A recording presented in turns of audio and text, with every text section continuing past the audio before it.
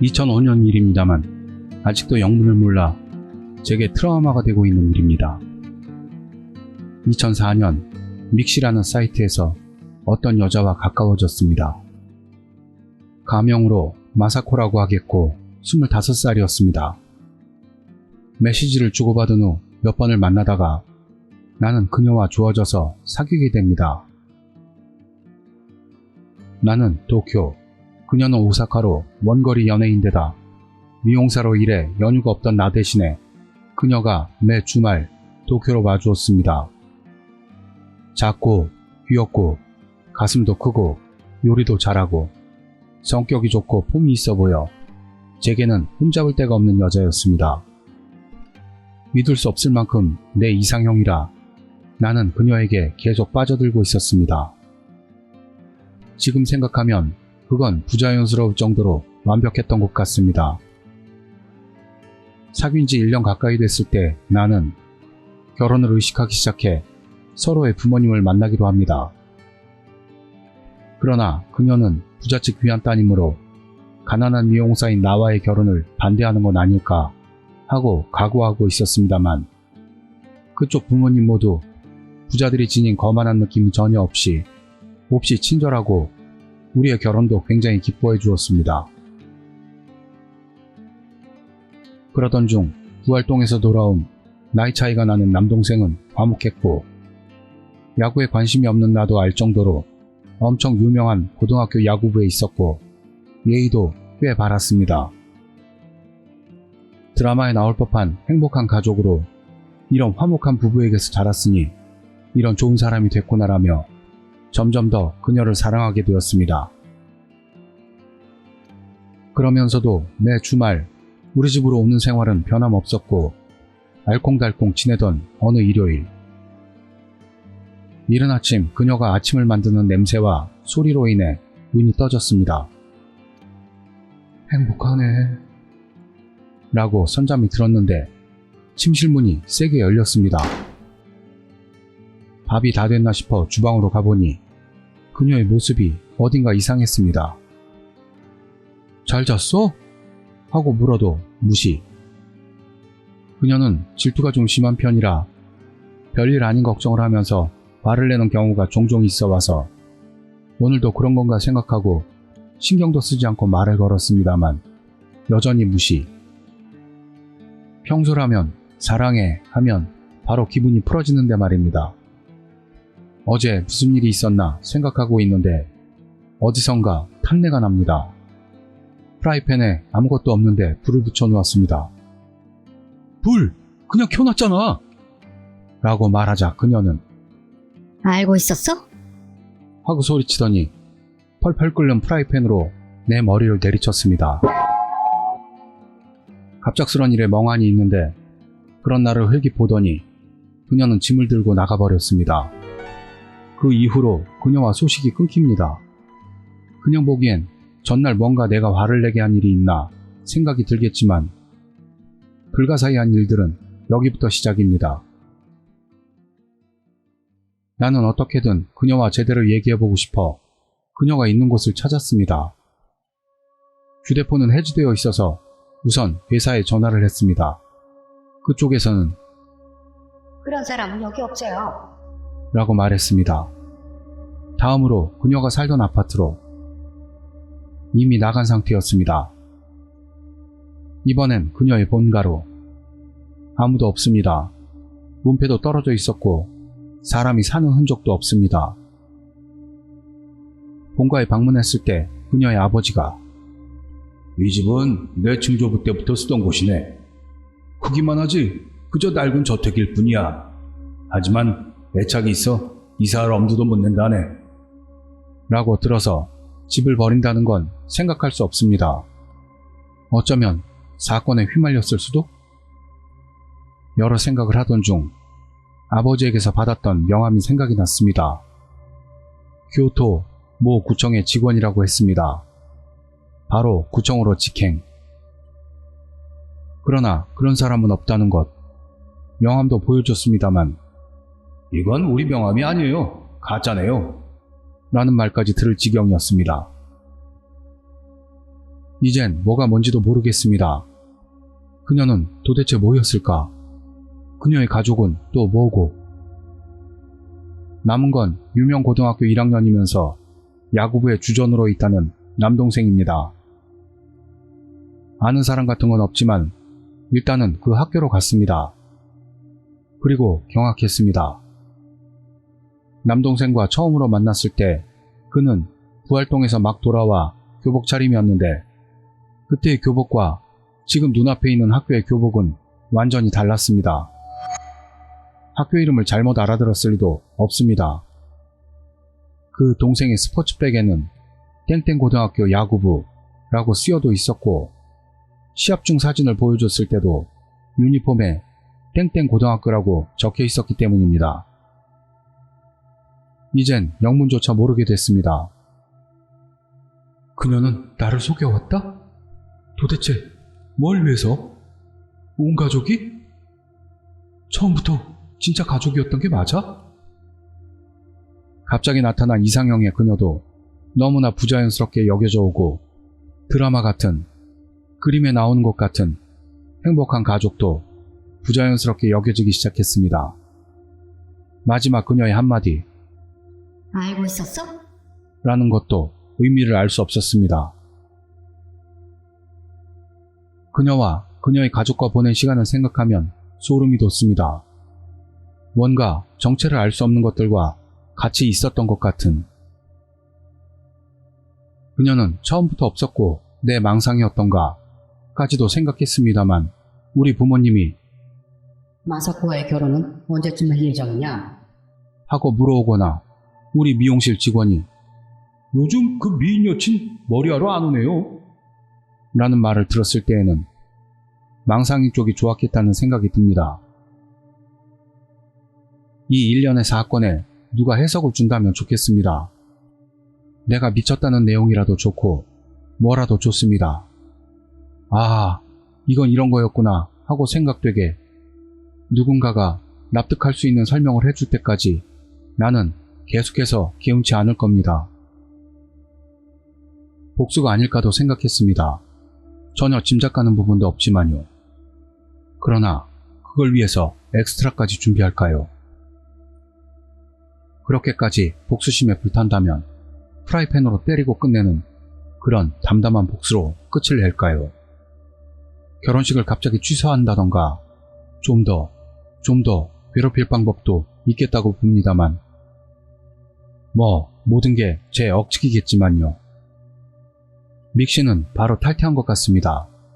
그녀의 사진들에는 회사 사람들도 많이 있어서 주식회사 땡땡, 그녀는 너무 아름답다 등등 그런 소개글도 가득했었습니다. 상사에게서도 동료에게서도요. 그것도 전부 거짓이라 생각하면 닭살이 돋습니다. 아, 그녀의 대학 동창이라는 두 사람과 저도 친추해서 친구가 됐습니다. 그러나 그녀가 탈퇴한 것과 같은 시기에 그쪽들도 탈퇴했습니다. 그녀의 복수 계정일까도 생각했는데 둘 다 친구 수가 200명 가까이 되고 서로 게시글도 자주 쓰고 하나는 중국에 거주하고 있으며 중국의 거리 등을 찍어서 자주 업로드했기 때문에 그 수고를 생각한다면 복수 계정이라는 건 생각하기 어렵습니다. 한때라도 예쁜 여친이 있었으니 다행 아니냐고 말할 분도 계시겠지만 나는 그 이상으로 섬뜩하고 무섭습니다. 본가 주변 사람들에게 탐문도 해봤습니다. 여기 살던 분들 어디로 갔는지 아시나요? 라며 대여섯 집 정도 물어봤는데 수상하게 여겼는지 아무도 대답해주지 않았습니다. 글을 올리면서 여러가지 생각이 들었는데 동생이 야구 시합 중인 사진을 봤다고 말씀드렸습니다. 그런데 그 사진에는 동생 말고도 다른 팀원들 수십 명이나 같이 찍은 사진도 있었습니다. 그녀가 실종된 뒤 인터넷으로 그 야구부 기사를 찾아봤는데요. 내가 본 사진과 유니폼이 전혀 달랐습니다. 동생뿐만 아니라 빡빡이 소년들 수십 명까지 끌어들였다고 생각하면 정말 뭘 위해서 그렇게까지 했는지 이상하기만 합니다.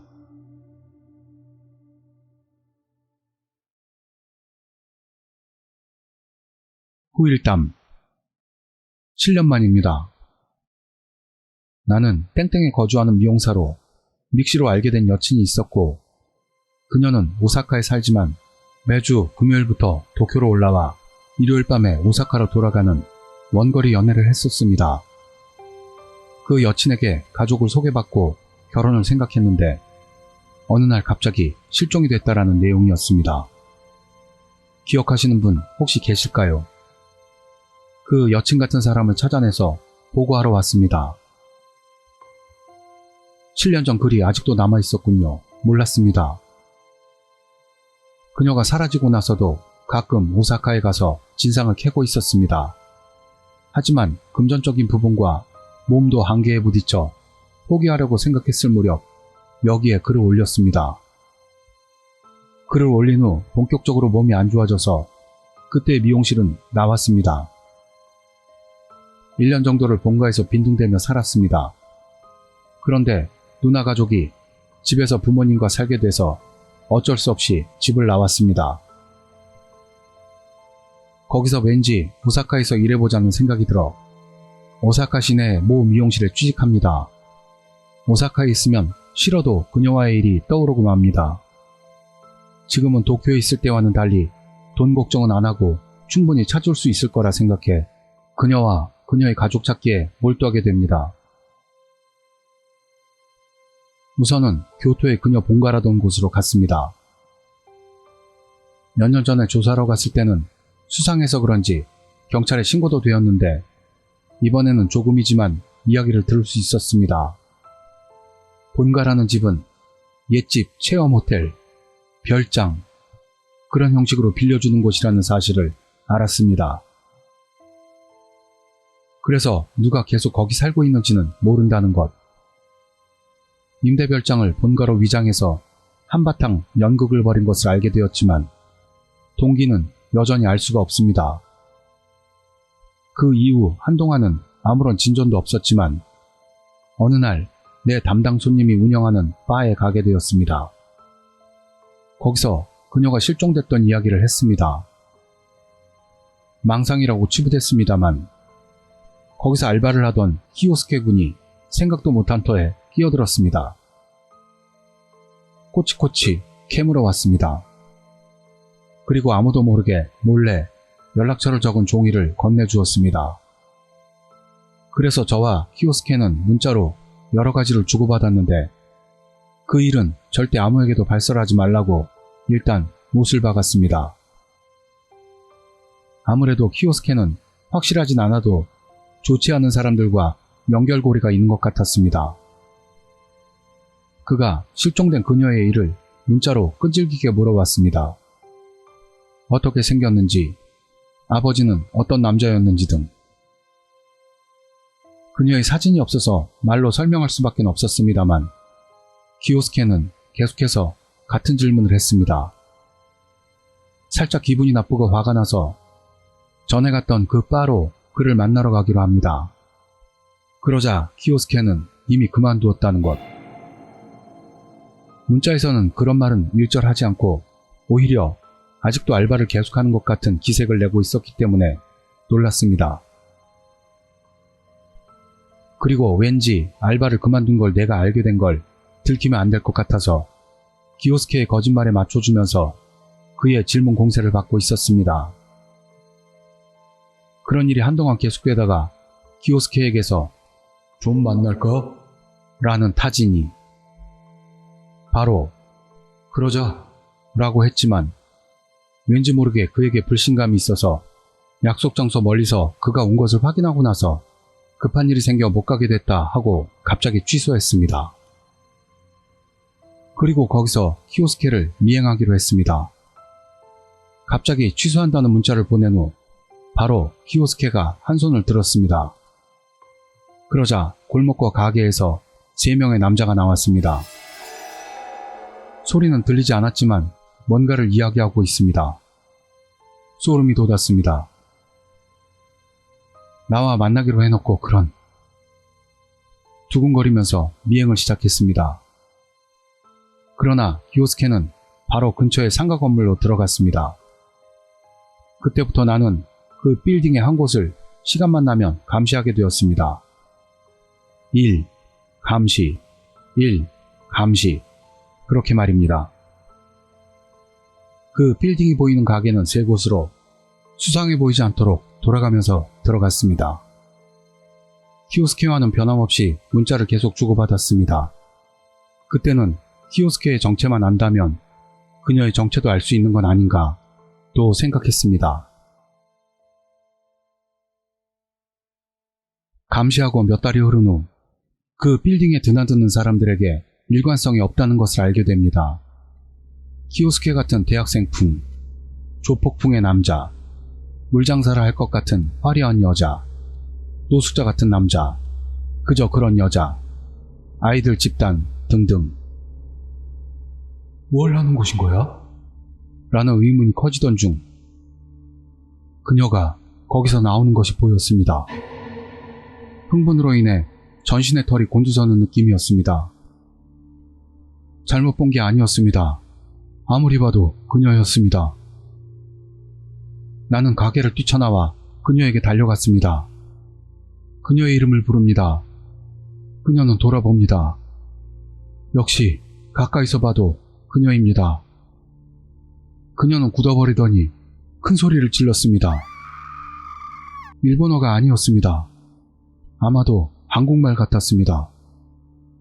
나는 제대로 이야기 좀 하자. 진실을 알고 싶어.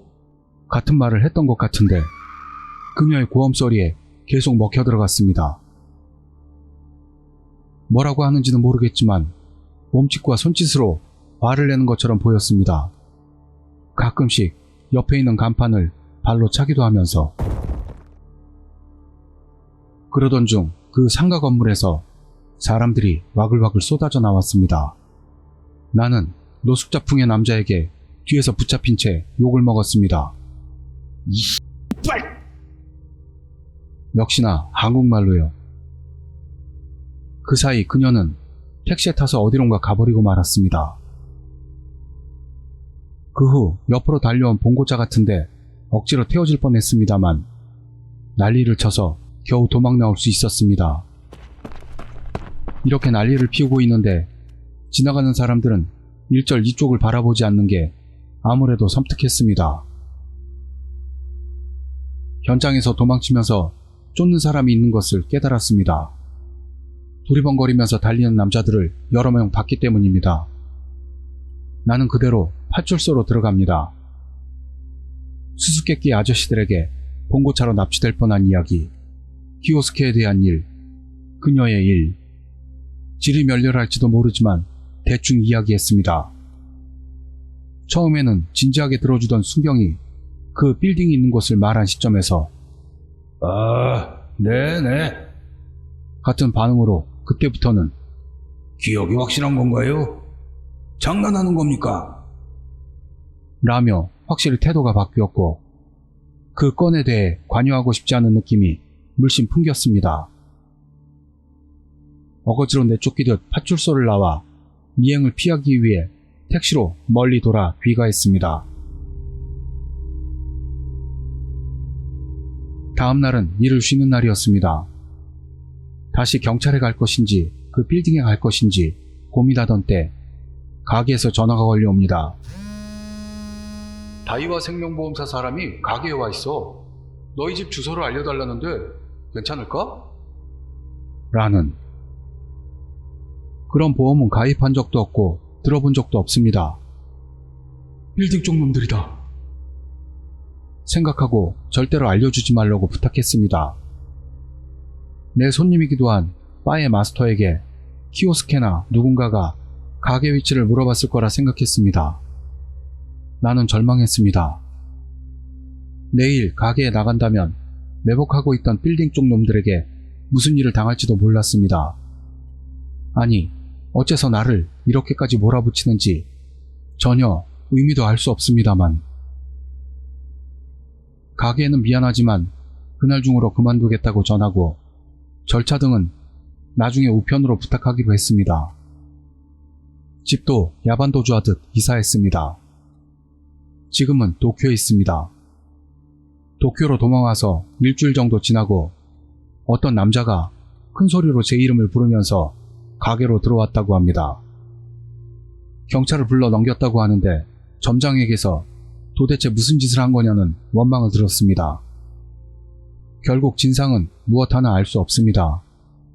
그러나 이게 그녀와의 후일담입니다.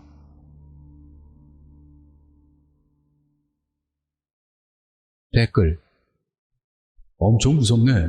그 빌딩에 뭔가 있다는 거네. 다른 게시물에 복수대행업을 하고 있는데 질문 있냐는 글이 있었어.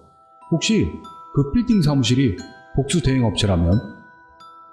아무리 그래도 1년 이상 평범하게 사귀었다면 너무 일이 커진 거 아닐까? 아니면 그녀의 본가에 갔을 때쯤부터 복수가 시작됐다면 있을 수 있을지도 모르겠네. 짐작가는 건 없어? 자기도 모르게 그녀에게 상처를 줬다든가. 그렇다면 그걸로 대화를 나누면 해결될 듯 하지만 안 하는 게 한국 사람이라 그런 건가? 지금 사는데 주소는 안 들켰어? 작성자와 결혼한다. 그리고 죽인다. 다른 사람에게 호적을 넘긴다. 작성자의 부모도 죽이고 다른 사람에게 호적을 넘긴다. 호적 편승 완성.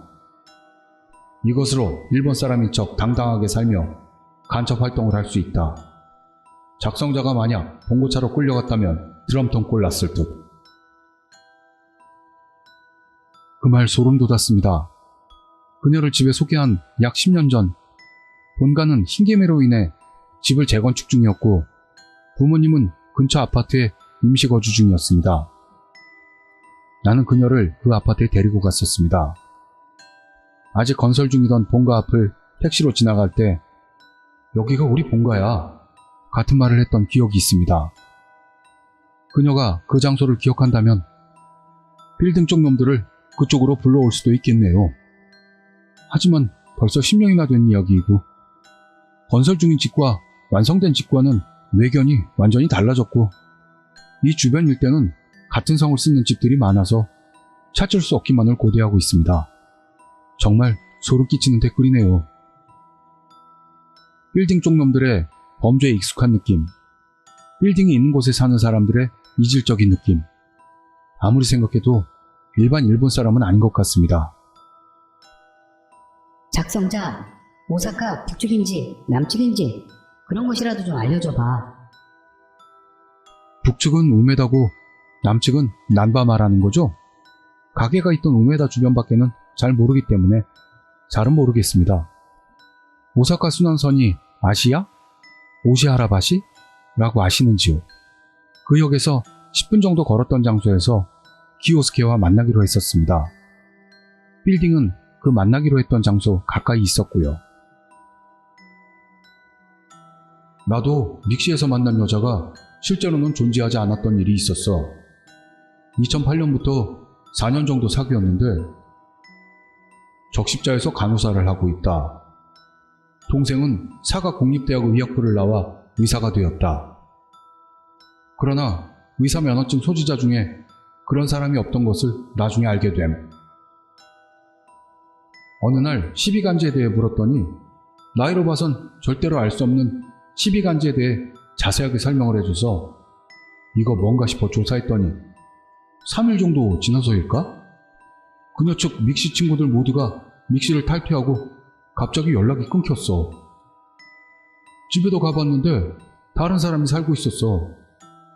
친구라는 애가 경영한다는 펫샵에 갔더니 가게를 내놨다는 표시. 등기부등본을 떼보니까 집은 사귀기 시작했을 때부터 부동산 회사 명의로 되어 있었고 실종되기 반년 전에 현 소유자에게 팔린 상태였어. 펫샵 쪽은 사귀기 전부터 현재까지 계속해서 큰 법인회사가 계속 소유하고 있어. 초등학교 동급생 중에 특별히 나쁜 애는 아닌데 갑자기 화를 내거나 히스테리를 부리는 애들이 몇 있었어. 그 애들과 가끔 싸우게 되면 울기도 하지만 그 레벨이 달랐어. 감정의 소용돌이가 거세서 옆에서 보면 정서불안으로까지 보였어. 고학년이 되면 보통은 창피하니까 사람들 앞에서 울지 않도록 참거나 화해할 때까지 대화로 풀어나가거나 하게 됐지만 이 아이들은 때리고 발로 차고 교실 바닥에 대자로 뻗어서 울부짖는 경우도 많았어. 즉 이성으로 감정을 조절할 수 없었던 거지. 실제로 나도 사소한 일로 목을 졸린 적이 있어. 나중에 그 애들 모두가 자인이치였다는 걸 알고 충격을 받았어. 그중 하나와 SNS로 다시 만났는데 조선학교에 보조금을 지급하지 않는 일본은 차별국가이다 라고 하는 내용의 글만 올라와서 다시 멀어졌어. 그 애들은 일본 이름으로 일본인과 같이 사회에 진출해 있어. 지인 중에 그런 활동을 하는 사람이 있기 때문에 이 이야기도 있을 수 있다고 봐. 확실한 건 모르겠지만 어쨌든 여자는 임무를 종료했다. 철수다. 그렇게 돼서 좋아하지도 않았던, 아니 오히려 싫어했던 남자가 참아가며 사귀고 사랑스럽게 웃음을 보이고 관계까지 가졌으니 여자는 남자를 더욱 증오. 뭐 이 남자가 나쁜 건 아니지만 여자의 감정은 별개지. 남자를 불결하고 최악이라는 한계까지 싫어하고 증오해서 뜨거운 프라이팬으로 두들겨 패는 정도는 가끔씩 있다고 들었어.